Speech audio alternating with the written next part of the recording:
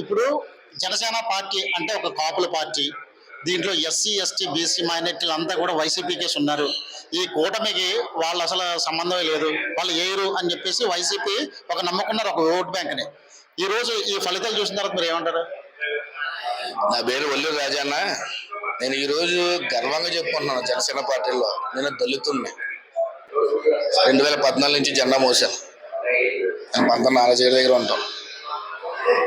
చాలా మంది కాపుల పార్టీ అని చెప్పేసి కొన్ని ఏటీఎం బ్యాచ్ అంతే తప్ప ఈరోజు కొన్ని లక్షల్లో ఎస్సీ ఎస్టీకి సంబంధించి ఈరోజు కూటమి విజయం దళితులు అండ్ అన్ని వర్గాలకు సంబంధించి ఈ రాక్షసుడు దింపేయడం కోసమే ఈరోజు ఎంత భారీ మెజారిటీతో కూటమి నెగ్గింది.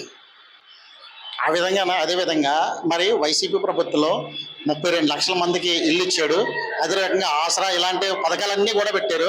ఆ పథకాలన్నీ కూడా బహుజనులకి అదే రకంగా పేదవారికి ఉపయోగించే విధంగా ఉన్నదని చెప్పేసి అన్నారు. అది ఎంతవరకు మీరు నమ్ముతున్నారు?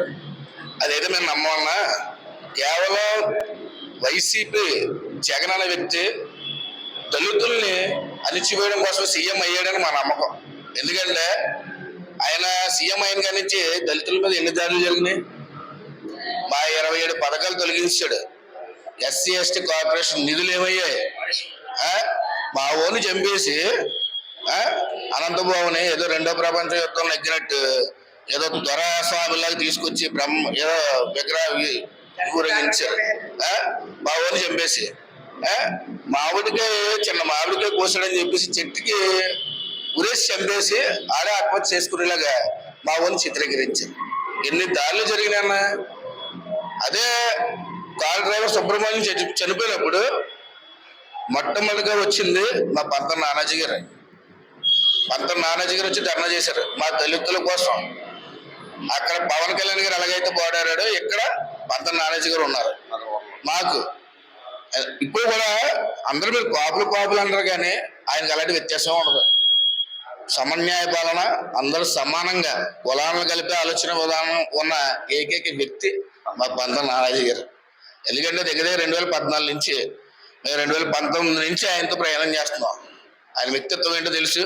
అందుకే ఈరోజు 70,000 దాటి ఎస్టీ, ఎస్సీ, ఓసీ, బీసీ, కాపు, రెడ్డి, కమ్మ అన్ని కులాలు అన్ని వర్గాలు కలిపి భారీ మెజార్టీ ఇచ్చి పంత నానాజీ గారిని ఒక శిఖరం ఎక్కించారు. ప్రజలందరికీ మా ధన్యవాదాలు తెలుపుకుంటున్నాం.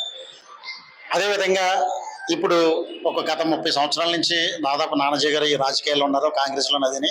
కరెక్ట్గా ఆయన అనుకున్న కళ ఇప్పుడు నెరవేరింది అనుకోవచ్చా? మీరు దీంట్లో ఏమంటారు? నెరవేరిందండి, కంపల్సరీగా నెరవేరిందండి.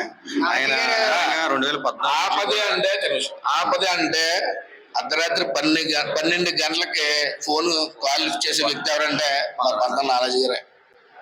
ఇది ఏదో నెగ్గేశారని చెప్తలేదు. 2019 నుంచి ఎన్నో కార్యక్రమాలు ఆపదంటే ఆదుకునే వ్యక్తి మా పంత నానాజీ గారే. నాకే చాలా చేశారు. నేను తెలుస్తున్నాను. ఈరోజు గర్వంగా ఎందుకు చెప్పుకున్నాను అనుకున్నారు? నన్ను ఎన్నో వైసీపీ వాళ్ళు చాలా మాట్లాడినారు. మమ్మల్ని జాతి తక్కువ వాళ్ళు అన్నారు, అన్ని అన్నారు, చాలా తక్కువ మాట్లాడారు. అయినా సరే నన్ను 4 సార్లు స్టేషన్లో చెదకొట్టిస్తారు. మాకు పంత నానాజీ గారు ఉన్నారు. ఈరోజు గర్వంగా చెప్తున్నా, ఈ రోజు ఏపీలో ఏ దళితుడి కన్నా దళితుడి మీద చెయ్యి పడాలంటే ఏపీకి పవన్ కళ్యాణ్ గారు ఎలా ఉన్నారో పంత నానాజీ గారు కాకినాడ రూరల్ ఉన్నారని గౌరవంగా చెప్తున్నాం. ఈ రోజు దళితులు ఏ విధంగా కించపరిచినా తగ్గేదే లేదని చెప్పేసి గౌరవంగా విన్నమించుకుంటున్నాం.